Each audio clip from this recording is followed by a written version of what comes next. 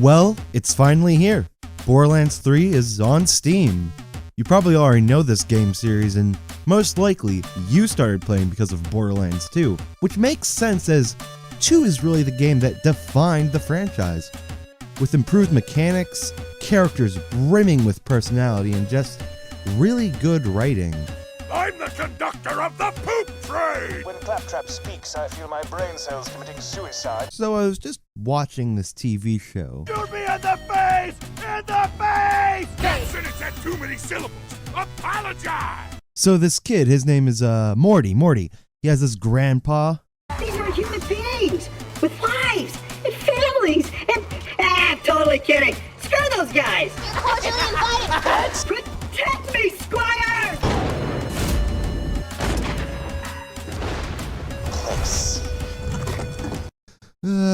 Anyway, moral of the story is funniest thing I've ever seen, I swear. So with all these colorful environments and cool characters, why is it even worth playing the first game? Who could want to play a game with such bland, boring desert environments all the time? I mean, even the Borderlands collection, Handsome Jack Collection, only includes 2 in the pre-sequel. Why even bother? It's like some cereal commercial where you have this bland, boring oatmeal. Then some new sugary cool cereal just busts in. If Captain Crunch busted down your wall depreciating the property value by several $1,000s, would you keep him waiting to finish your Quaker Oats? But really, if you skip this game just to get to 2, you would be missing a whole different experience. So what does this barren desert have to offer that's so different? Atmosphere. From the beginning of the game to the end of it, you have this grungy environment on this planet where everything wants you dead, and people friendly enough not to blow your head off the moment they see you is a rarity. It's a mean world out there, and the game makes us clear. It's you versus everyone. But why are you even fighting? Who are you even fighting? Well, if you look at Gearbox's answer to why you're fighting, it's for some heroic purpose. It's said the name Vault Hunter was made to give the player some heroic sense as they were collecting loot. But honestly, even though they made the game, I think that's wrong. The list of reasons why you're hunting the vault can be found right at the beginning of the game. Advanced alien technology, infinite wealth, fame, power, women. You are a vault hunter. There is one person you're out for, yourself. The only difference between you and the bandits are that they're dead and you're not. It's cute that y'all think you're the heroes of this little adventure, but you're not. Welcome to Pandora, kiddos. Compare this to 2, where you are undoubtedly the hero, saving the day from evil. It loses all its grungy aspects of the original Vault Hunters.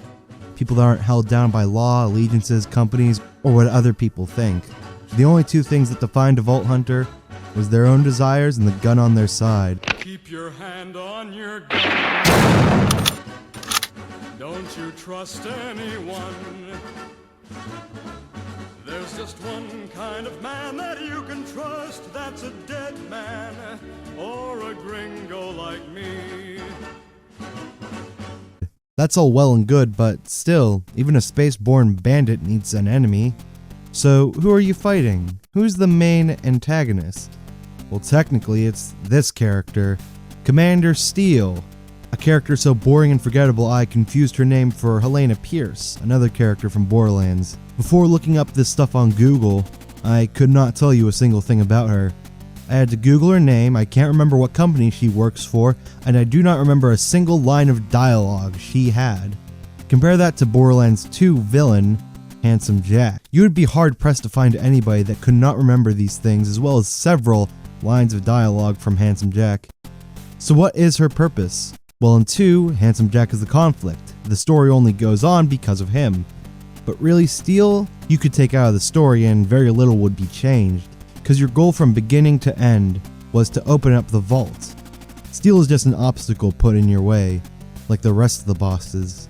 This may sound like a downside, but the lack of a villain only makes you and your objective more solid. The vaults and its rewards are all that matter. As well, it leaves a vacuum of villainy. And a vacuum must always be filled.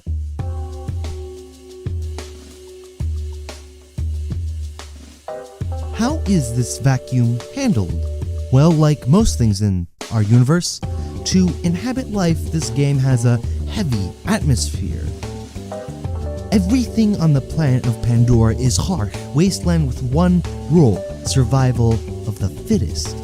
Every animal is a vicious killer, and most of the population are bloodthirsty bandits. One might say the world is your enemy, but that would be a misconception.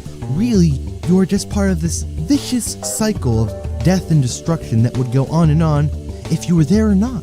The conflict of the entire game is you fighting a bunch of other bandits to get to the vault first. It's a rat race in just a heavy atmosphere game. There is no true one antagonist, rather the antagonist surrounds you as the world, as the atmosphere, just like a real atmosphere surrounds you. There's one final stark comparison though that really shows the difference between the two games. The death of Roland versus the death of TK Baha. When Roland dies, it's dramatic. People around you are sad, and Handsome Jack gives a big evil monologue. He starts monologuing. He starts like this prepared speech about how feeble I am compared to him, how inevitable my defeat is, how the world will soon be his, yada yada yada. Yammering. Then you have this mission where you have to tell everyone about Roland's death. Roland's dead? Oh, God. I remember the first time we met. Roland's dead. Oh. Jack killed Roland? You are tearing me apart! Roland! I mean, it's so forced and hammy, you might as well just put this as an objective.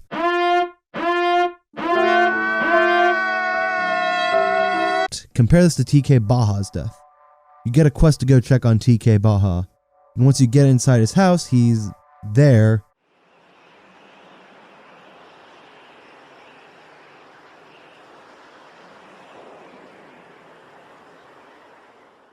It's silent.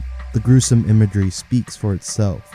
In 2, the death is to make you hate Handsome Jack even more. In 1, the death just shows, yeah, it's Pandora. People die. I don't hate 2. I still love a lot of the writing and mechanics, but still, in the massive paradigm shift that happened between these games, didn't we lose something? Hey, thanks a lot for watching the video. I know this is cliche, but I'm a new channel and it would really help if you could subscribe and like the video and comment, since that's what the algorithm wants for some reason. But yeah, thank you for watching. See ya.